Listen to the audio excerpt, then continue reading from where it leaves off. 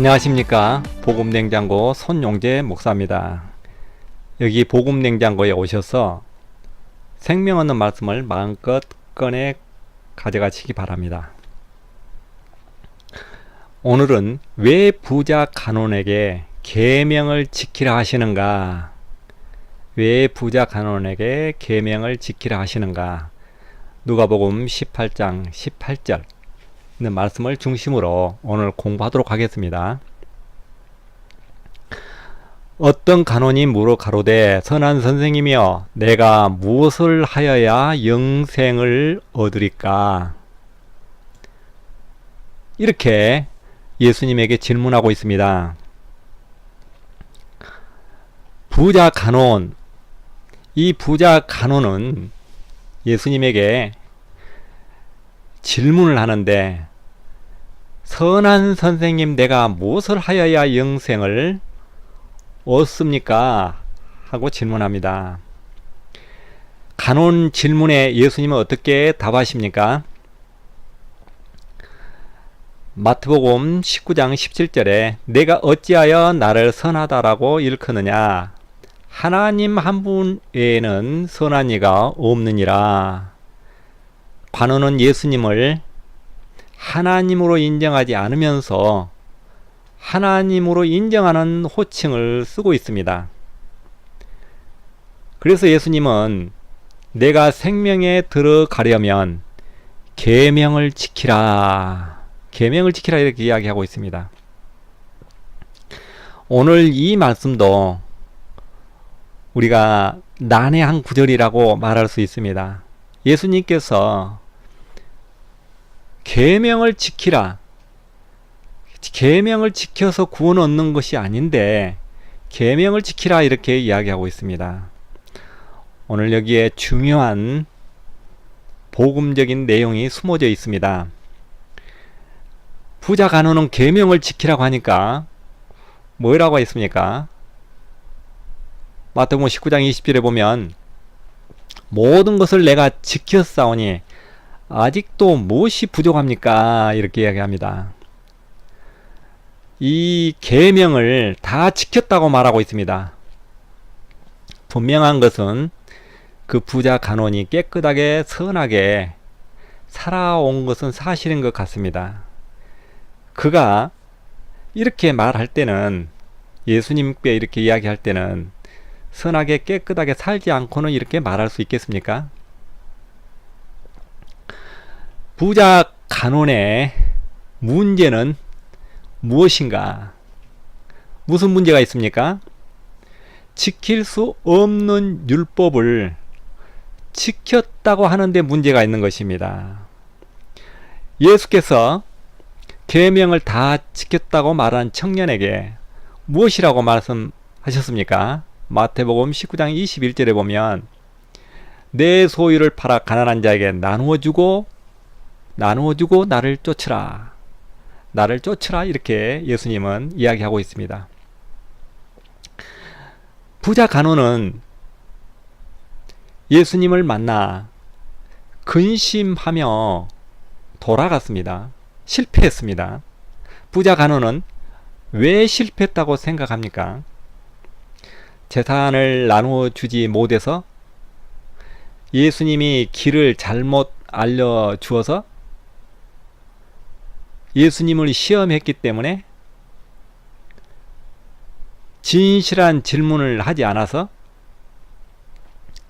부자 간원이 실패한 이유가 뭔지 오늘 중요한 핵심이 되겠습니다. 부자 간원은 구원 얻는 문제에 있어서 무슨 문제가 있습니까? 선한 분이라고 했으면 예수님이 나를 쫓으라 하신 대로 예수님을 따르면 영생을 얻는 길인데 무엇을 해야 된다고 하는 생각을 가지고 있었습니다. 내가 무엇을 해야 구원을 얻는가? 이 문제에 대해서 오늘 복음적으로 우리에게 굉장히 중요한 교훈이 되겠습니다. 율법사는 처음부터 율법을 전공한 사람입니다. 율법을 잘 지켜서 구원 얻는다라고 가르치는 선생님입니다. 그래서 율법사에게 예수님은 뭐라고 말합니까? 율법을 지키라고 말하였으며, 율법을 다 지켰다고 하니까 너 가진 것을 나누어 주라고 이렇게 하신 것이 아닙니까? 부자 간원이 근심하는 것을 보고 근심하면서 돌아갔죠. 예수님은 제자들에게 이 상황을 뭐라고 이야기하십니까? 누가복음 18장 24절에 보면 부자가 하나님 나라에 들어가기가 얼마나 어렵냐? 약대가 바늘기로 들어가는 것이 차라리 쉽다고 예수님은 이야기하십니다.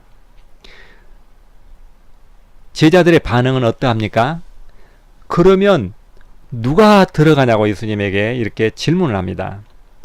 그때 예수님께서는 사람으로서는 할 수 없다. 하나님만 하신다. 이렇게 이야기를 하시죠. 하나님만 하신다. 하늘나라는 길이요 진리요 생명이신 예수님이십니다. 예수님을 통하지 않고는 하늘나라를 갈 수가 없죠. 그러나 예수님께 와서 길을 물어보고 있습니다. 길을 물어보고 있어요. 그는 율법 관원으로서 그가 예수님에게 질문을 했는데 예수님과 질문을 함으로 예수님이 그리스도인 것을 알아야 되는데 그는 많은 시간을 예수님과 대화하면서 그는 예수님을 예수님으로 모르는 데 문제가 있습니다. 두 부자 중에 한 부자는 관원이고 또 한 부자가 있는데 마태복음 19장 1절에 나오는 이 삭개오라고 하는 부자입니다. 삭개오는 예수님을 만나기 위해서 뽕나무 위로 올라가 있고요. 예수님은 삭개오를 만나기 위해서 뽕나무 밑으로 지나가고 있습니다. 뽕나무 밑에 지나간 예수님은 삭개오를 보자 삭개오야 내려오라 이렇게 이야기합니다. 예수님은 삭개오의 이름을 알고 삭개오야 내려오라고 하는데 좀 우리가 좀 그 부분을 중요하게 지켜봐야 합니다. 오늘 구원이 너희 집에 이르렀으니 이렇게 예수님이 이야기합니다. 부자 간원과 대화할 때는 여러 가지 이런저런 대화를 하면서 뭘 해라, 뭘 합니까, 뭘 해야 합니까 이렇게 대화가 이루어졌는데 삭개오와 대화는 만나자마자 내려오라고 이렇게 이야기하고 오늘 너희 집에 구원이 이르렀다 이렇게 이야기합니다. 왜 이렇게 두 사람이 똑같은 부자인데 똑같이 예수님을 만나서 지금 대화를 하는데 어떤 사람은 쉽게 구원의 문제가 해결되고 어떤 사람은 근심하며 돌아가야 됩니까? 여기서 우리가 중요하게 지금 생각하고 넘어가야 될 일이 있습니다. 삭개오는 조건 없이 내가 무엇을 해야 된다라고 하는 이런 질문은 하지 않고 예수님을 만나기 위해서 뽕나무 위에 올라갔습니다. 이 삭개오에 대한 이 이야기는 우리가 수없이 어린 교회 학교 다니는 시절부터 많이 들었던 이야기입니다. 이 이야기를 통해서 이 두 부자를 통해서 구원의 문제를 예수님께서는 우리에게 어떻게 교훈하고 계시는가, 어떻게 가르치고 계시는가를 우리들이 알 수 있습니다. 예수님께서 오신 이유는 무엇입니까? 누가복음 19장 10절에 잃어버린 자를 찾으러 오셨습니다. 잃어버린 자. 예수님은 언제부터 우리를 구원의 대상으로 정하셨는가? 에베소 1장 4절에 보면 어떻게 기록되어 있습니까? 장세 전에 택하시고 구원의 대상으로 미리 정하셨다. 미리 정하셨다입니다. 예수님은 나를 알고 예수님은 내 이름도 아실까요? 예수님은 오늘 뽕나무 위에 있는 삭개오를 아시고 삭개오야 이름을 부르며 내려오라고 이야기하십니다. 그러나 앞에 부자 간호는 이름이 성경에 나와 있지 않습니다. 그러니까 그 말은 결국 예수님은 그 부자 간호의 이름을 모르신다고 이야기할 수 있습니다. 요한복음 10장 14절에 보면 나는 양을 알고 양도 나를 안다. 예수님은 삭개오에게 뭐라고 이야기하냐면 누가복음 19장 9절에 누구의 자손이라고 이야기하냐면 아브라함의 자손이다 이렇게 이야기합니다. 아브라함의 자손. 그러니까 삭개오에게 아브라함의 자손이라고 하는 이 말에 대해서 우리는 굉장히 깊이 생각해 봐야 합니다. 부자 간원과 부자 삭개오의 다른 점은 무엇입니까? 한 사람은 삭개오는 예수님이 이름을 알고 부자 간원은 이름을 모른다고 하는 점입니다. 부자 간원이 실패한 이유는 무엇이라고 생각합니까? 부자 간원 요한복음 10장 10절에 나는 양을 알고 양도 나를 안다. 27절에 보면 너희가 내 양이 아니므로 믿지 아니하도다. 내 양은 내 음성을 들으며 저희가 나를 따르느니라. 자, 이 말씀 속에 간원에게 뭐라고 예수님 이야기했습니까? 너 가진 것을 가난한 자들에게 나눠주고 나를 따르라 이야기했는데 여기에 내 양은 내 음성을 들으며 저희가 나를 따르느니라 했는데 그 부자 간원은 예수님을 따랐습니까? 따르지 않고 돌아갔습니다. 그렇다면 그 부자 간원은 잃어버린 양이 아니라는 뜻입니다. 예수님은 주인이고 잃어버린 양을 찾으러 왔는데 그 부자 간원은 주인의 음성을 듣고도 알지 못하고 주인은 그 양의 이름을 모르고 있다고 하는 것이 증명됩니다. 그래서 결론적으로 부자 간원은 주님이 잃어버린 양이 아니다. 결론입니다. 부자 간원은 주님이 잃어버린 양이 아니다. 하나님의 부르심을 입은 자, 아신 자를 미리 정하시고 다음은 어떻게 하십니까? 로마서 8장 29절에 보면 부르시고 의롭다 하신다 하셨습니다. 의롭다고 하십니다. 의롭다고. 문 밖에 문을 두드리는 소리에 누가 문을 열 수 있습니까? 요한복음 10장 3절 두드리는 자의 음성을 아는 자만이 그 문을 엽니다. 27절에 문을 두드리면 문을 두드리는 자의 음성을 알지 못하고는 문을 열 수 없죠. 문을 연다고 하는 것은 아무나 열어주는 것이 아니죠. 목소리가 우리 식구들의 목소리가 아니면 문을 열어줄 수 없죠.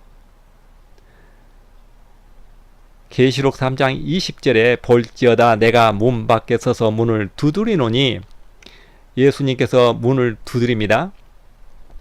문을 두드리는데 예수님의 음성을 듣는 자만이 주인의 음성을 듣는 자만이 문을 열고 예수님을 맞이할 수 있습니다.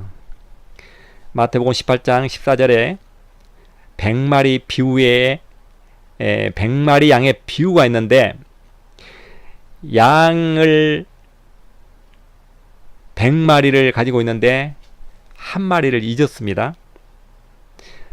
그런데 그 한 마리 양을 찾기 위해서 99마리 양을 두고 한 마리 양을 찾으러 가십니다. 그 비유는, 그 말씀은 주님은 자기 양들을, 택한 백성들을 한 사람도 양으로 비유하면 한 마리도 잃지 않는다는 겁니다. 왜? 예수님은 자기 양을 그냥 방관하지 않고 반드시 잃어버린 양을 찾으시는 하나님이십니다. 부활하신 주님을, 예수님을 마리아가 죽은 자 가운데서 찾고 있기 때문에 예수님을 보고도, 부활하신 예수님의 음성을 듣고도, 무덤이 비어있는 것을 보고도 예수님을 예수님으로 알지 못하고 예수님을 동산지기로 알고 예수님에게 시체를 달라고 하는 것을 우리들이 알 수 있습니다. 요한복음 20장 16절에. 그러나 예수님께서는 마리아에게 마리아야 할 때, 그때 마리아가 예수님을 알아보게 된 것을 우리가 요한복음 20장에서 16절에서 볼 수 있습니다. 알 수 있습니다. 이와 같이 오늘 두 부자의 비유를 통해서 부자 간호는 예수님이 오셨는데 예수님께서 잃어버린 양의 대상이 아니기 때문에 그는 예수님의 음성을 듣고도 주인의 음성을 알 수 없는 거고, 삭개오는 뽕나무 위에 있지만 바로 대화한 내용이 성경에 없습니다. 그러나 예수님께서 삭개오를 알아보고 삭개오야 내려오라. 그 다음에 그 삭개오는 어떻게 했습니까? 기뻐 내려왔다고 했습니다. 그는 예수님의 음성만 듣고도 예수님이 자기 주인인 것을 알았다는 이야기입니다. 알았다는 이야기입니다. 자, 예수님께서는 이 땅에 오실 때 잃어버린 양을 찾으러 오셨습니다. 잃어버린 양을 찾으러 오셨는데 우리는 찾으러 오신 주인의 음성을 듣고 그분이 주인임을 알 수 있습니다. 더 궁금한 부분이 많이 있으시겠지만 앞으로 복음냉장고 채널에서 많은 다양한 복음을 전해드립니다. 계속해서 시청해 주시기 바랍니다. 감사합니다. 할렐루야.